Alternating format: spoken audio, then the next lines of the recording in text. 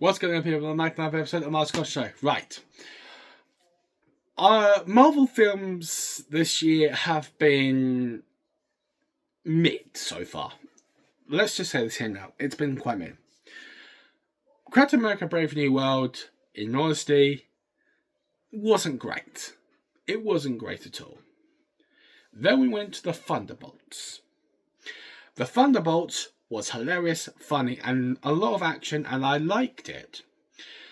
But let me tell you here and now, the best Marvel film this year has got to be Fantastic Four First Steps.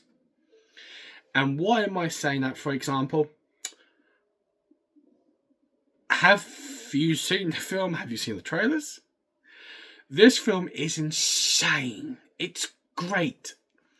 Literally, the action's so good. CGI is insane as well. Music by Michael D'Angelo. I've said his name so many times on a YouTube video, it's hard to count. But Michael D'Angelo, with this, making the music for this film, it's fantastic. The characters, the cast for this film, and the way they have combined as a normal family as well is so great. And I give credit to Marvel and their casting for this because it's insane. Because after this film, we have got Spider-Man Brand New Day.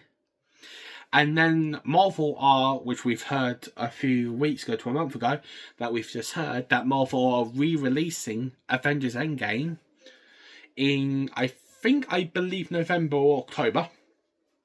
And then we got the big one of Avengers Doomsday on the 18th of December, and then I'm hearing Doomsday Part 2 is Doom Part 3 is also releasing on that day as well, so God help cinemas with their popcorn. Yeah, God help them with that. But we're going off track here a bit. We're talking about Fantastic Four First Steps, and let me tell you here and now, the cast for this was absolutely fantastic. Once I heard that he was in Fantastic Four as the main team, it's so good to see, literally. And I was shocked to be hearing this, literally. But let's go on with the cast. By starting with the main four people. And I'm talking about Pedro Pascal, Vanessa Kirby, Joseph Quinn, and Eborn Moss Baraich. All who played Reed Richards, Susan Storm, Ben Grimm, and Johnny Storm. Now, who's my favourite? You're not supposed to have favourites in these things. But let me tell you here and now, there is no favourites here. Every single actor and actress out of those four people there were absolutely fantastic. Even in real life, they said they're like a family and all that. And once I've heard that, I said to myself, once I heard that in an interview, I said, this film's going to bang. This film is going to be great. I could see this film getting absolutely greatness in this. But Pedro Pascal, who played so many people in so many films, TV shows, let's talk about him. He's in The Last of Us, for example, which is so fantastic. And other stuff as well, to be honest with you. It's so good. Vanessa Kirby, with her acting and what she has been in, including Napoleon, for example, and also she was also in, for example, Mission Impossible as well. It's so good to see that as well. Eborn Moss Baraich. I haven't had much on him, to be honest with you. He came out of nowhere, to be honest. But once I heard him come out and say he'll be coming out to play Ben Grimm, it was so good. But then I did a little research before this video and all that, and I saw him. He was in The Bear, for example. He was in Rick and Morty. He was in Bob's Burgers. He came up from doing TV series and to do this big film. And what can I say about that?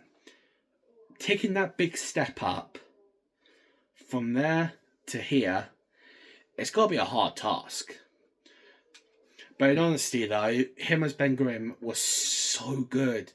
So nicely done. I just loved it so much. And it's just insane, to be honest with you, of where people come from TV series, for example, and they go up into the film. And a lot of people said, oh, he'll fail here and there. He did not. He smashed it. And I give him praise for that. And we'll see all of these 4 people in... And we'll see all 4 of these people in Doomsday as well. Because as you've seen in the Fantastic Four end cutscene, we see the first snippet of Doctor Doom, of Robert Downey Jr. as Doctor Doom. And that is true to hear that... And it's true to hear that the Russo brothers were there to direct that end credit scene, which was so good, and it has their name printed around it. Then we go on to Joseph Quinn, who played Johnny Storm. Now, we've seen Chris Evans play Johnny Storm, and I thought, yes, he's a funny one, but sometimes can take it seriously. But with Joseph Quinn, he's done better. I think he's a better Johnny Storm than Chris Evans. A lot of people are going to hate me for that, but that's my opinion. But let's talk about Joseph Quinn and where he's been. He's been in Warfare. He's been Gladiator 2. He's been in Quiet Place Day 1. And I'm going to take a minute or two to talk about him in Stranger Things. Yeah, because the only reason I'm only doing a minute or two on this one is because if I keep talking about him on Stranger Things, we are going to be here for hours. But yeah, but him as Eddie Mustum in Stranger Things, that guitar scene at the end of season 4 is so good, literally. But him in Stranger Things is so great to see. Like, he was playing a different character to this than he was in Fantastic Four. He was playing just a normal school guy who, unfortunately, got tangled up in the wrong mess, thanks to Vecna. But yeah.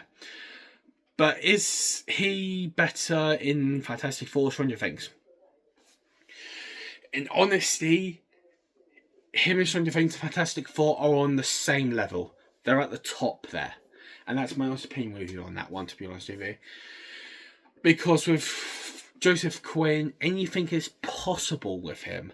And I loved it with him. Like I said, they've grown to be a family. And they are a family in real life. And I'm happy to see that. Then we go on to the 2 people who are in this film as well. Ralph Instant as Galactus and Julia Garner and as Shala Balal. But also known as the Silver Surfer. Now, with the Silver Surfer, they've had... some people said it's going to be a man, it's going to be a woman. But once Marvel put out who was going to be the Silver Surfer of Julia Gardner, some people were skeptical. I wasn't, because she was in a Star Wars project, so it was good to see. But her coming up for a Star Wars project, all the way up to up there, is insane. She didn't have much screen time, to be honest. But when she was on screen, she absolutely bossed it. The chemistry when she had that talk with Vanessa Kirby is so nice to see. It's insane, to be honest with you. And we will be seeing Julia Gardner again as the Silver Surfer. Apparently we're being told by leakers that she's going to have a little bit of an involvement in Doomsday and Secret Wars. We never do know that. But yeah, I would like to see her back on the screen as the Silver Surfer, because in my opinion, she was insane. And then we go on to Ralph Instance, who played Galactus. Now, all he'd done was done the voicing of a huge eater of worlds, known as Galactus. And a lot of people thought at the end of this film, Galactus is going to eat the rest of this planet, the rest of Earth up. But it didn't happen, but yeah. But they managed, but thanks to the Fantastic Four and a little bit of help from the Silver Surfer, they managed to trap him into another deep parts of space where he would never be able to stop eating Earth. And if he does come back to eat Earth, then we all know what's going to happen again initially. But with him voicing Galactus, he was insane. He didn't have much screen time, but I enjoyed when he came onto Earth and see how he impacted this film so greatly, and I enjoyed that. But yeah, we have to give out quite a few honourable mentions to these people. Natasha Lyons, who played Rachel Rosman, who played the assistant. Paul Walter Hauser, who played Harvey Elder, who played one of the assistants for Reed Richards. Then to the little baby Ada Scott, who played Franklin Richards, and also Matthew Wood, who voiced Toby the robot. But yes, it was so good to see. With this film, I feel like this brings the Marvel Cinematic Universe back to its full potential, and I love to see that. Director Matt Shakman has literally smashed out the park with the cast, the CGI, and the music with Michael D'Angelo, and this has already had 16 nominations in total. Is this going to have a few nominees in Oscars? Yes. Is it going to win any? Probably not, no. But with everything else, though, with a Fantastic Four First Steps, this literally smashes it out the park, and it brings us back to where we were as a greatness of the Marvel Cinematic Universe. Thunderbolts was good, Captain America was meh, but apart from that, apart from this film right here, I think the only thing which could be better than this, in honesty, if we're not talking about the animated films like Spider-Man and Across the Spider-Verse, we have got Spider-Man No Way From Home, which is up there with this film. It doesn't come up to the circumstances of Endgame and Infinity War. That's another point we're going to have to make with Doomsday and Secret Wars. What's going to be better? Infinity War Endgame or Secret Wars or Doomsday? We're going to have to find out on that one a lot later on in the year, next year. But yes, guys, I'm going to give this a rating. I'm going to give this a 9 because this is the first Marvel Studios film that I think, in honesty, that deserves so much praise this year, and which shows that we are back to where we belong in this Marvel Cinematic Universe. Seeing a great film in the cinema and having no problems with it whatsoever. Some people might have problems with it. That's fair enough. That's in their own opinions. But I'm going to give this a 9, guys. But yeah, it's insane to see where we have come, literally, from films like that, to be honest. And we give praise to Matt Shakman for making this great film and making this great cast to make this even greater. But yeah, guys, I'm going to leave it there for you guys. Please leave a like, subscribe, and see you guys on the next video. Bye!